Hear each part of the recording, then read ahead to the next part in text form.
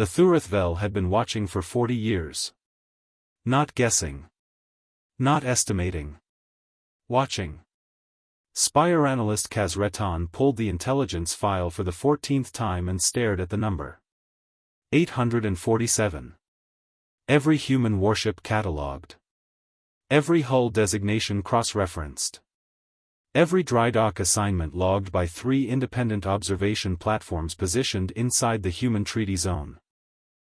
Platforms that Earth had, in a moment of diplomatic generosity they clearly hadn't understood the implications of, permitted to operate freely. 847 warships. The Thuruthvel had brought 3,200. The math was simple.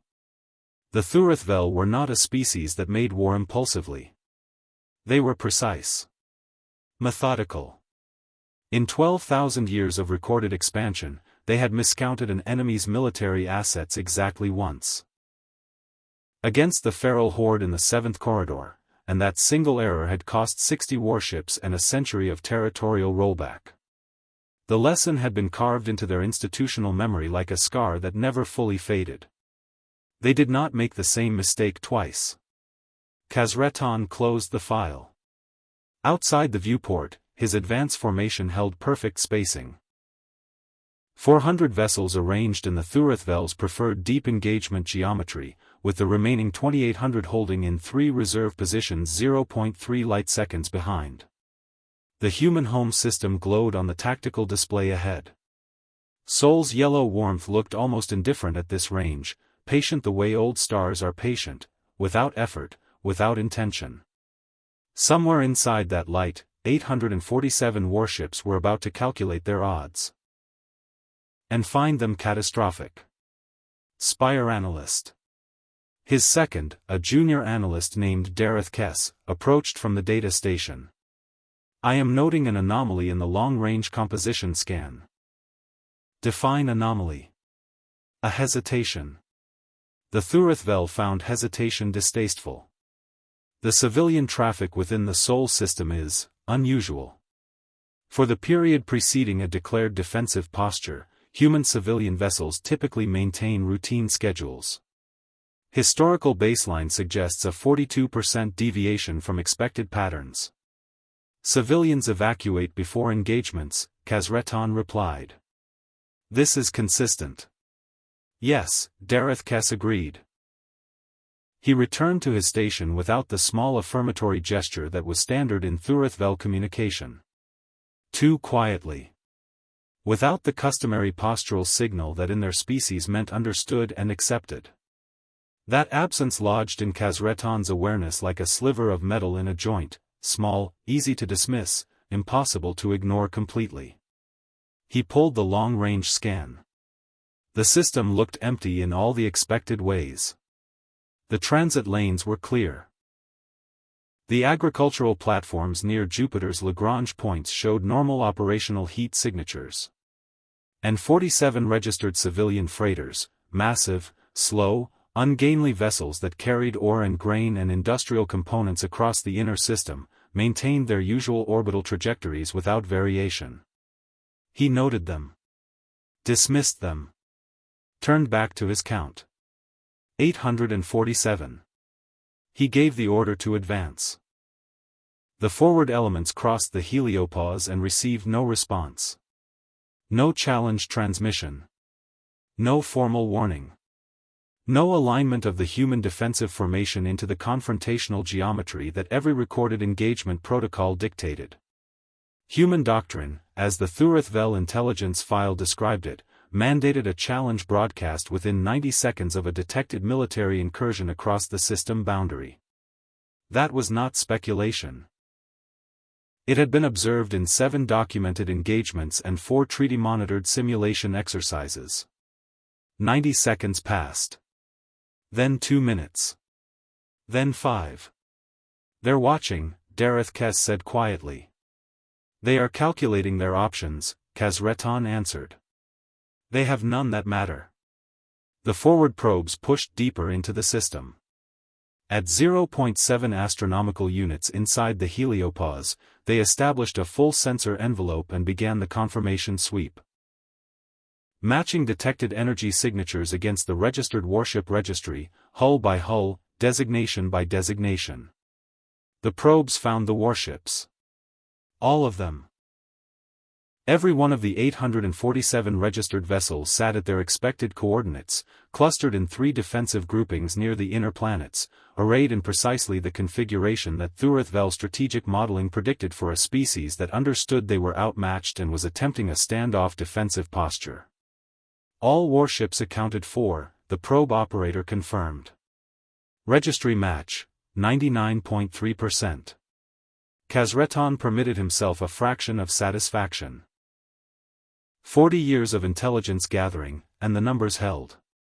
The humans had known this was coming. The declaration of intent had been transmitted 72 hours prior, as treaty protocol required, and they had assembled their full defensive force, and that full defensive force was outnumbered 4-1. Proceed to second stage advance. The formation moved. At 1.2 astronomical units, the probe array detected something that required a second look. The 47 civilian freighters had not evacuated.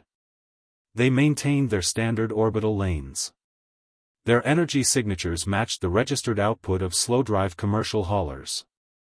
Their heat profiles corresponded to their declared tonnage within normal operational variance. Their communication emissions showed routine cargo scheduling traffic, shipment confirmations, route adjustments, the mundane data noise of commerce. Why are the freighters still there? Dareth Kess asked. Couldn't coordinate in time, said the tactical lead, a Thurithvel named Parakvel, without looking up from his display. Human-civilian logistics are inefficient. This is consistent with documented commercial fleet management. Dareth Kess was quiet for a moment. Then, Parakvel. What is the registered tonnage of a standard Brindlemark-class human freighter? Approximately 1.4 million metric tons displacement. The third vessel in the group, designated HSV Mercy Run, is showing 1.7 million metric tons. A pause. Within sensor margin of error. 3% deviation is standard. The deviation, Dareth Kess said, and his voice had dropped to something that the Thurithvel equivalent of careful, is consistent across all 47 vessels. Every one of them is running approximately 18% above registered displacement. The bridge held its breath. Kazreton turned from the viewport. Very slowly. As if carrying something extra, he said. Something that wasn't there when they were last inspected. Spire analyst, Dareth Kess said, I think the humans gave us the right count. I think they just gave us the wrong ships. Kazreton pulled every intelligence report filed in 40 years. All of them. Every scan, every observational log, every data point transmitted by the 3 platforms operating inside the human treaty zone. He read them the way you read something you have trusted completely and are now examining for the first time with doubt behind your eyes.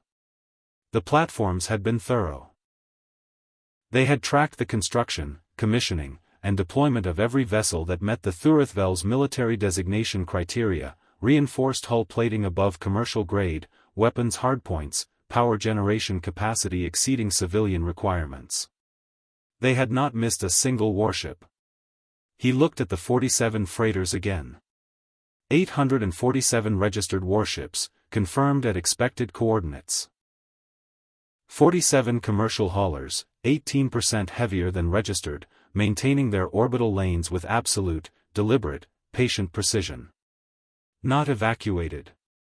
Not evacuated. He opened the registry for the first freighter. HSV Mercy Run. Commissioned 11 years ago. Owner, Sukbader Commercial Logistics, registered in Ulaanbaatar, Mongolia, Earth. Regular cargo route, Mars Series Ganymede Circuit. Last inspection, 14 months prior.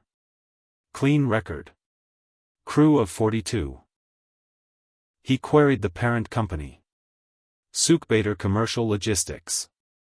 Established 43 years ago. 43 years.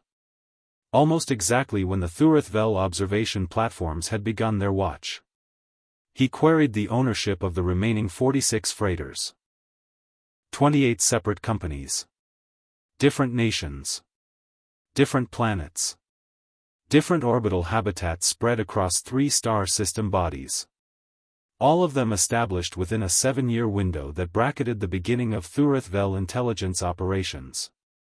All of them with clean operational records. All of them running cargo routes that created a pattern, a convincing, consistent, 4-decade pattern of perfectly normal commercial activity. The observation platforms had never been tasked to monitor civilian vessels. They had been watching for military signatures. Hardpoints. Reinforced hulls. Power generation exceeding civilian specs. They had been watching for what a warship looked like.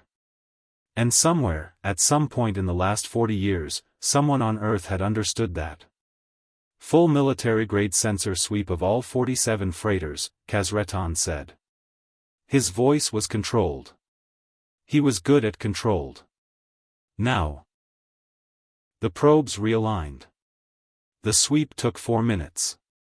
When the results came back, Perigvel made a sound that Kazretan had never heard from a senior Thurithvel analyst before, a short, involuntary exhalation that in their species corresponded to a concept somewhere between oh and no. Behind the commercial paneling along their dorsal ridges, detectable only under direct deep penetration scan, the freighters carried weapons hardpoints. Not point defense systems. Not the modest deterrence armaments that some commercial vessels registered legally for piracy protection. The kind that required reactor output that no cargo ship had any business declaring. And the 18% tonnage variance wasn't extra cargo. It was armor. Kazretan stood at his console and said nothing. The bridge waited. Outside, his advance formation continued its careful transit inward, still holding its geometries, still positioned against 847 human vessels sitting at their expected coordinates with a patience that he now, clearly, finally, completely understood. They had been waiting for this moment. Expand the civilian scan, he said. His voice had changed somehow, though he couldn't have described how. Every registered commercial vessel in this system. Every agricultural station. Every mining platform. Every repair depot. Full military-grade sweep. All of it. The probes repositioned. The results began arriving 2 minutes later. The 47 freighters were not the only vessels carrying things they weren't supposed to. They were simply the closest to his approach vector. The number on his display began to climb. The Jupiter-Lagrange agricultural platforms, for structures registered as orbital farming installations, showing standard growth lamp emissions and atmospheric composition regulators, had power outputs that could only be explained one way. The hull profiles, examined under military-grade sensor resolution, had been modified in the past decade. Weapons guidance arrays sat beneath their sensor arrays like teeth behind a closed mouth. The Saturn gas mining operations. The transit hub at Mars orbit, which the intelligence file described as a civilian refueling and repair depot. A cluster of ore processing barges in the asteroid belt that had been sitting in the same orbital positions for 11 years, never moving, declared as dormant pending contract renewal, their drives cold, their hulls showing the appropriate degradation signature of long-term vacuum exposure. Except their reactors were active. Had been active for 11 years. Idling. Waiting. Give me a final count, Kazretan said. He kept his voice even.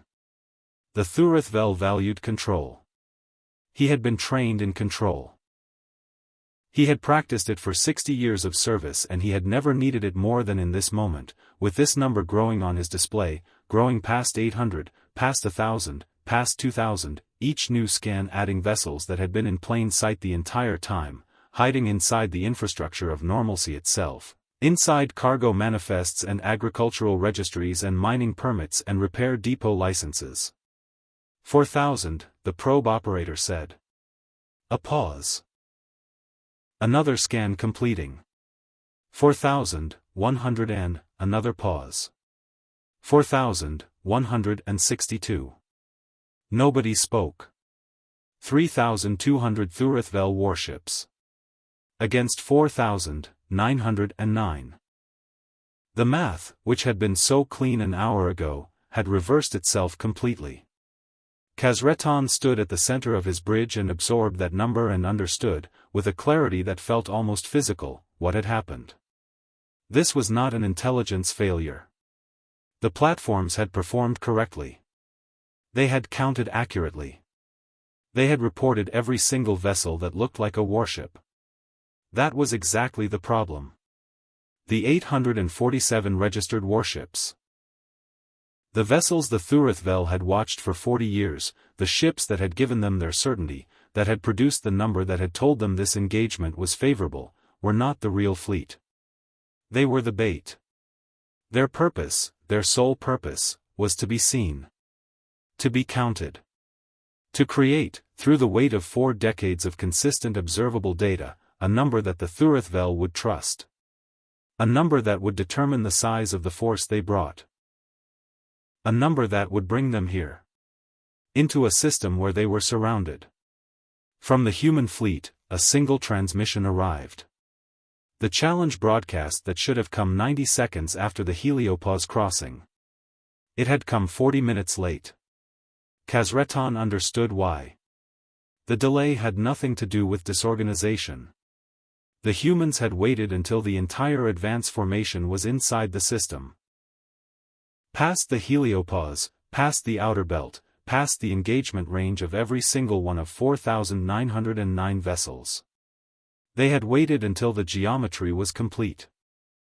Until there was nowhere to go. Only then had they transmitted. The human voice on the channel was female. Tired. The kind of tired that accumulates over years, not hours. She did not sound triumphant. She did not sound theatrical.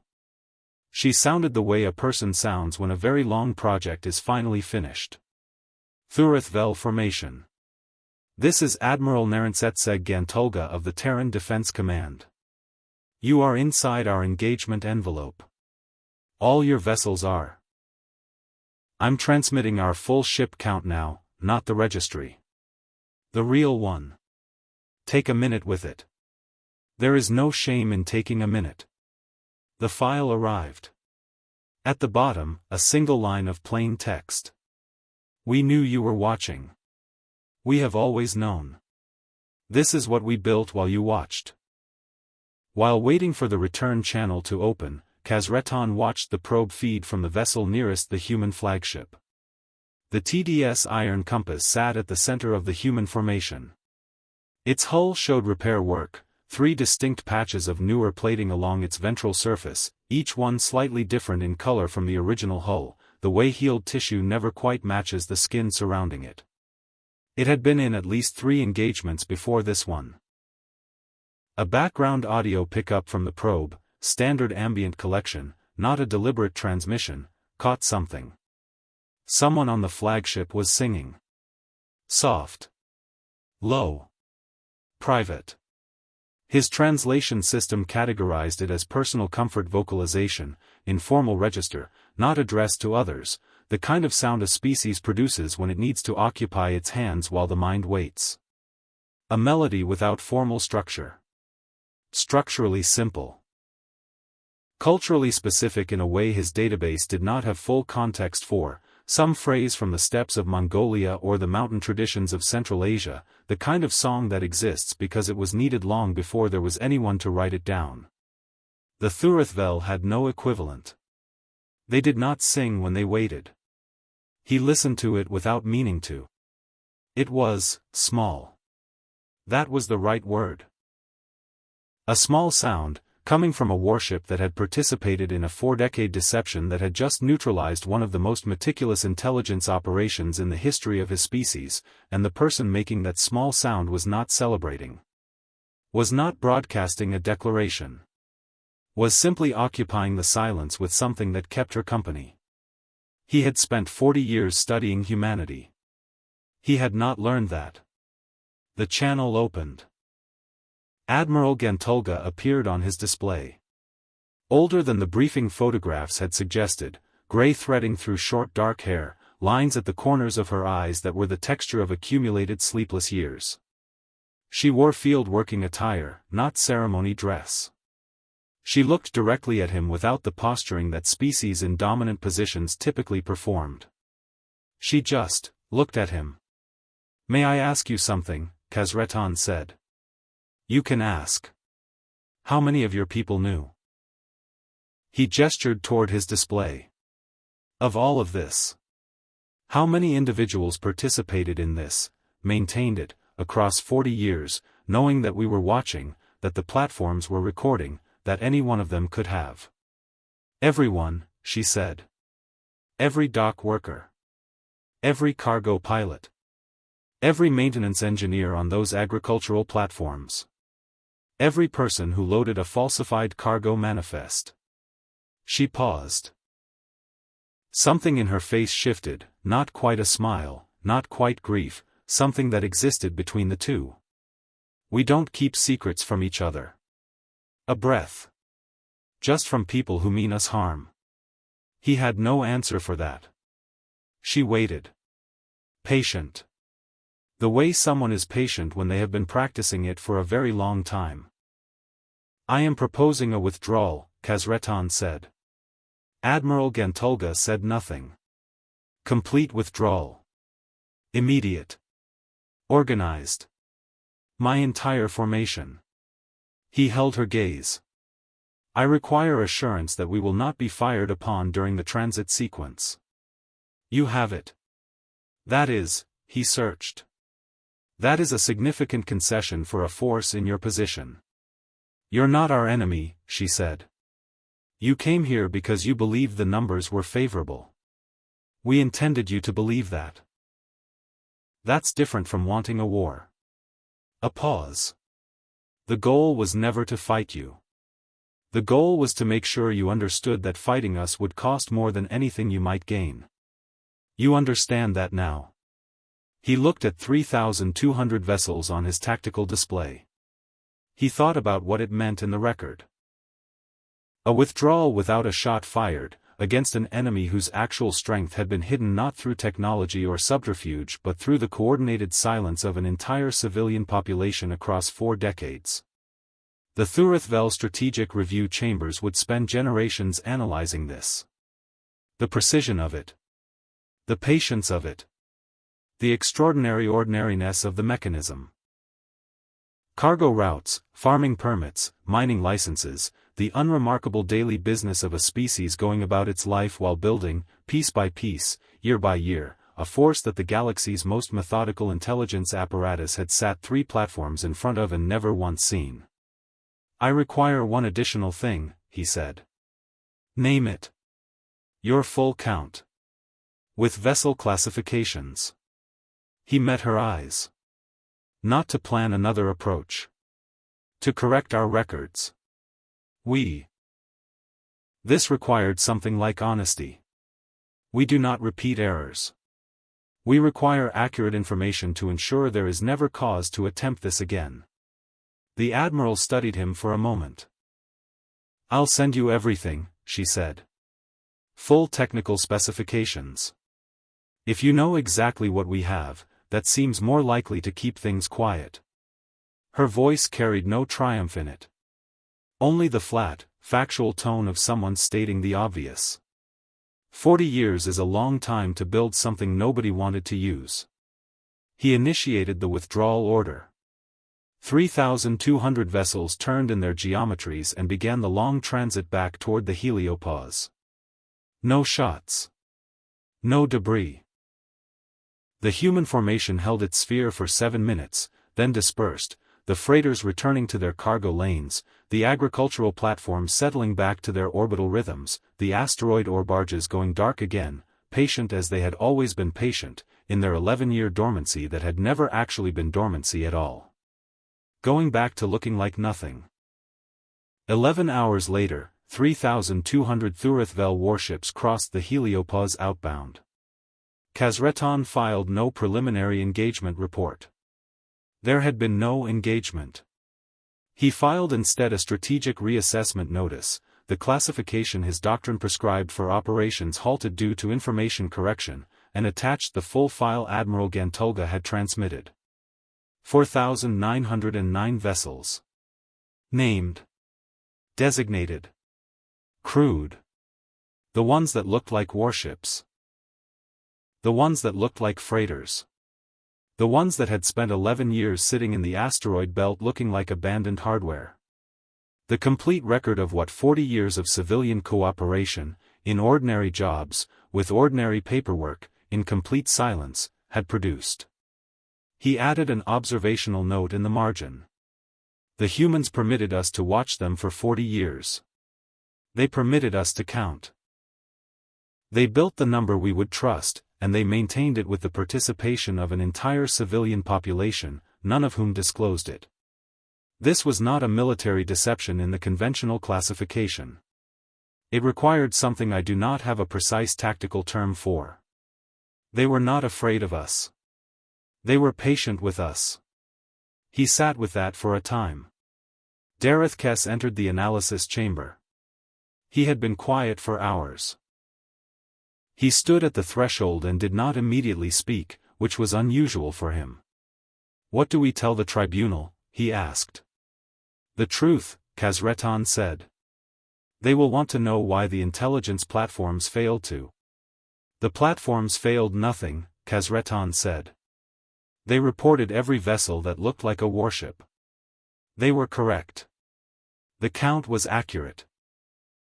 He closed the assessment file and looked at the space on his display where Sol System had been, its yellow star now just a point of light among many. "We never thought to count the ones that didn't." Dareth Kess was quiet for a moment. "Then, do you think they have more? Vessels we still haven't identified?" Kazretan considered the question. He thought about 40 years of ordinary commerce. About cargo manifests that nobody had looked at closely enough. About the operational patience of a species that had told every single person, dock workers, cargo pilots, farmers on orbital platforms, engineers on silent barges. And somehow, none of them, in 40 years, to 3 observation platforms positioned inside their own treaty zone, had said a word. He thought about the woman singing. "Yes," he said. He offered nothing else. Neither did Dareth Kess. The warship carried them outward through the dark, and somewhere behind them, in the warmth of a yellow star, 4,909 vessels resumed their orbits. Their cargo routes. Their agricultural cycles. Their patient, unremarkable normalcy. The oldest weapon was never a warship. It was the patience to make an enemy count the wrong things.